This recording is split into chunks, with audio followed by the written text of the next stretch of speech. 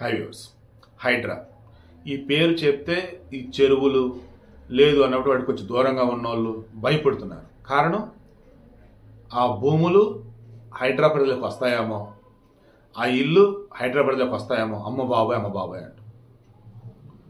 ఈరోజు ఏవి రంగనాథ్ గారు మన కుకట్పల్లి కొన్ని చెరువుని పరిశీలించడానికి వెళ్ళేసి ఒక క్లారిటీ ఇచ్చారు. హైడ్రా ఫామ్ అయింది మొన్న జూలై 2024. దానికి ముందు పర్మిషన్ తీసుకొని కట్టుకున్న వాళ్ళకి సంబంధించి ఎవరిని మేము టచ్ చేయం. ఇక మీదట మా హైడ్రా ఎస్టాబ్లిష్ అయిన తర్వాత నుంచి ఏటికైతే పర్మిషన్లు వచ్చున్నాయో క్రాస్ చెక్ చేస్తాం, ఏటికైతే పర్మిషన్ లేవో వాటిని కూల్ చేస్తాం. మళ్ళీ ఇక్కడ కూడా పేద మధ్యతరగతి ప్రజల జోలికి మేము పోం. మా టార్గెట్ ఎవరైతే అక్రమాస్తులు, అక్రమార్జన, అవినీతి ఇలా ఉన్నారో వాళ్ళే. పేద బడుగు బలహీన వర్గాలు కాదని చెప్పేసి అంటున్నారు.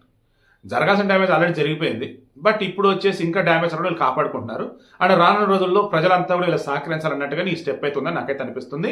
సో ఇక మీదట ఎవరైనా సరే గుర్తుంచుకోండి, మీరు కొత్తగా భూమి ఏదైనా తీసుకోవటానికైనా, లేదు ఆ ల్యాండ్కి సంబంధించి రిజిస్ట్రేషన్ అయిపోయి ఇంకేమైనా ఎల్ఆర్ఎస్ అన్నీ వచ్చేసి ఇంకేమైనా ఇంకా కన్స్ట్రక్షన్స్ మొదలెడదాం అనుకున్నప్పుడు ఒకసారి హైడ్రా వెబ్సైట్లో చెక్ చేసుకోండి, ఆ పరిధిలో మీరు ఉందో లేదో.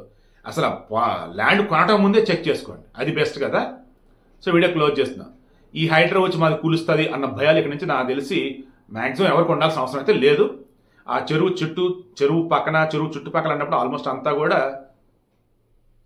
భయపడుతున్నటువంటి వాళ్ళు కూడా ఇక ఇప్పటి నుంచి ధైర్యంగా ఉండొచ్చు. ఎందుకంటే ఎప్పుడో కట్టుకున్నవి వాటి జోలికి అయితే ఇక రారంట వీళ్ళు.